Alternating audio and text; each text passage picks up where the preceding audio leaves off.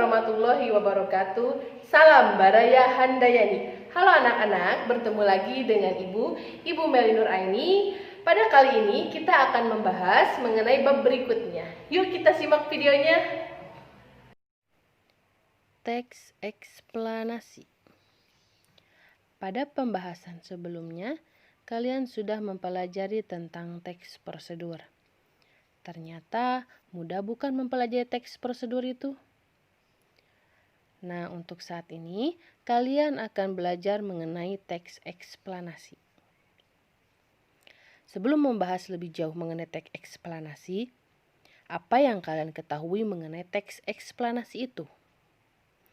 Apakah kalian pernah mencermati suatu kejadian atau peristiwa sosial di lingkungan kalian, ataupun melihat berbagai fenomena alam lainnya, seperti hujan deras, gempa bumi, angin puting beliung? Selain itu juga, kita sering pula mendengar peristiwa-peristiwa yang terkait dengan masalah sosial dan budaya. Misalnya, seorang siswa SMA yang berhasil menjuarai lomba penelitian remaja, ataupun lomba salah satu jenis olahraga lainnya. Contohnya juga siswa SMK yang berhasil menciptakan alat pendeteksi gempa bumi. Mungkin juga kalian membaca peristiwa politik dan ekonomi. Misalnya tentang pemilihan kepala daerah yang dilakukan serentak atau tentang investasi asing yang mulai merambah ke daerah-daerah. Nah, jadi informasi tentang peristiwa atau fenomena tersebut disajikan dalam jenis teks eksplanasi. Nah, di sini ada dua contoh gambar, kalian bisa menyimaknya terlebih dahulu. Ada gambar ke-1 dan gambar kedua. Sama-sama menjelaskan mengenai keadaan bumi kita sekarang ini. Nah, untuk itu kita ambil salah satu contoh dari gambar tersebut. Di sini ada contoh gambar yang sedang marak terjadi saat ini, yaitu wabah COVID-19. Tentunya di benak pikiran kita ada beberapa pertanyaan. Di sini ada salah satu contohnya, yaitu 1. Mengapa COVID-19 cepat sekali menyebar di seluruh dunia? Dan yang kedua, bagaimana COVID-19 menyerang sistem kekebalan tubuh kita? Jadi di sini ada pertanyaan mengapa dan bagaimana. Untuk itu, kita akan membahas lebih jauh mengenai teks eksplanasi agar kita memahami lebih jauh lagi. Setelah kita membahas mengenai gambarannya, sekarang kita akan membahas mengenai pengertian teks eksplanasi itu sendiri. Teks eksplanasi adalah teks yang berisi tentang proses mengapa dan bagaimana suatu peristiwa alam, ilmu pengetahuan, sosial, budaya, dan juga lainnya bisa terjadi. Sebuah peristiwa, baik peristiwa alam maupun sosial yang terjadi di sekitar kita, selalu memiliki hubungan sebab ataupun akibat serta juga prosesnya. Kejadian atau peristiwa yang terjadi di sekitar kita, pantasnya kita tidak hanya untuk diamati saja serta dirasakan, tetapi sekaligus digunakan sebagai pembelajaran untuk kita semua. Mengapa sih kejadian itu bisa terjadi? Serta bagaimana sih kita bisa terjadi peristiwa atau kejadian seperti itu? Nah, setelah membahas pengertian, di sini ada tujuannya teks eksplanasi, yaitu menjelaskan fenomena yang terjadi. Jadi yang terjadi pada saat ini. Dan yang kedua di sini menjelaskan mengenai sebab akibat suatu peristiwa.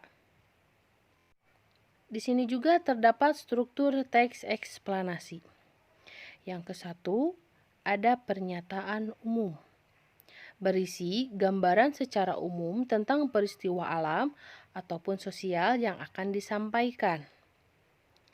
Pernyataan umum biasanya terdapat dalam paragraf pertama berupa pengenalan fenomena mengapa dan bagaimana. Yang kedua, di sini ada urutan sebab akibat yang berisi mengenai penjelasan lebih detail tentang proses mengapa dan bagaimana fenomena tersebut bisa terjadi. Dan yang ketiga di sini ada interpretasi, berisikan tentang mengenai kesimpulan dari topik yang telah dijelaskan. Di sini juga terdapat kaidah kebahasaan teks eksplanasi. Di sini ada fokus pada halaman umum, bukan berfokus partisipan manusia. Contohnya seperti tsunami, banjir, gempa bumi, hujan, serta juga udara. Di sini juga dimungkinkan untuk menggunakan istilah ilmiah. Selanjutnya, menggunakan konjungsi kronologis. Contohnya seperti kemudian, lalu, setelah itu, pada akhirnya, dan masih banyak lagi. Selanjutnya, menggunakan konjungsi waktu serta juga kausal. Contohnya seperti sehingga, pertama, jika, bila, sebelum, dan kemudian. Menggunakan kalimat pasif juga. Eksplanasi itu ditulis untuk membuat justifikasi bahwa sesuatu yang diterangkan itu dengan secara kausal itu benar adanya atau fakta, tidak opini.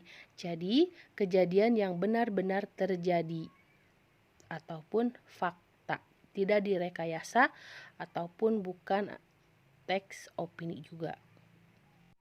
Di sini juga ada ciri-ciri teks eksplanasi, yaitu ilmiah.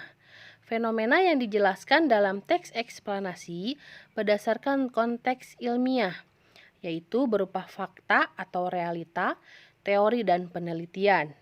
Penjelasan tersebut dapat berupa sejarah, klasifikasi, atau definisi.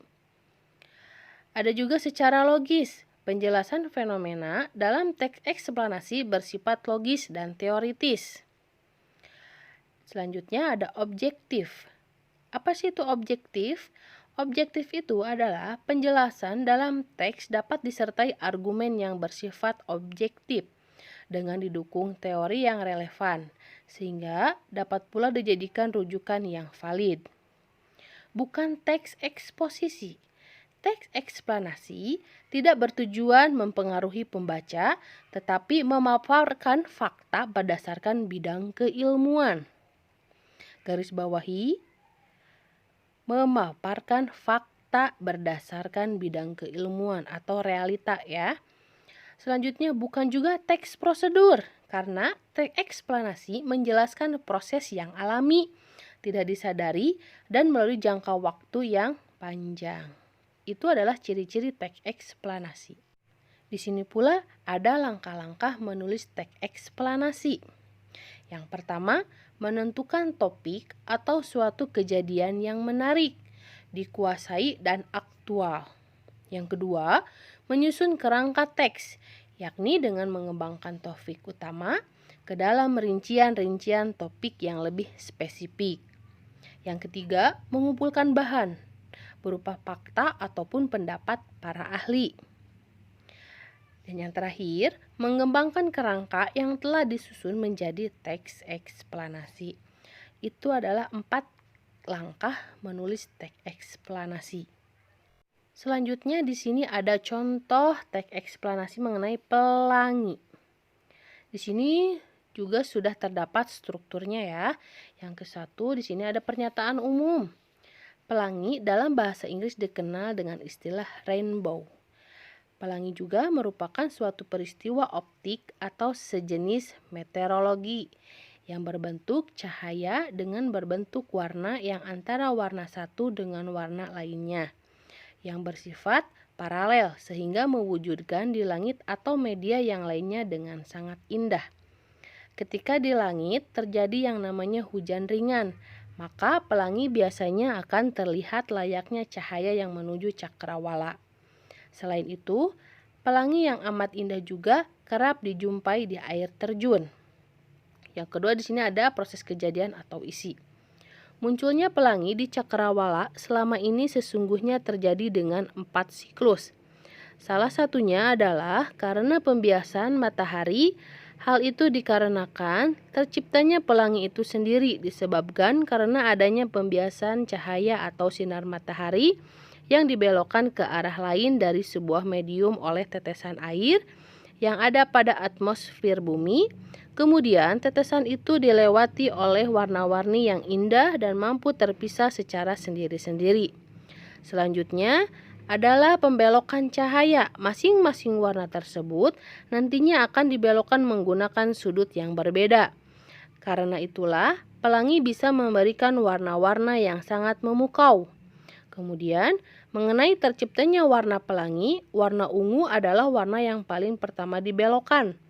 Sedangkan warna merah menjadi warna yang dibelokkan paling akhir.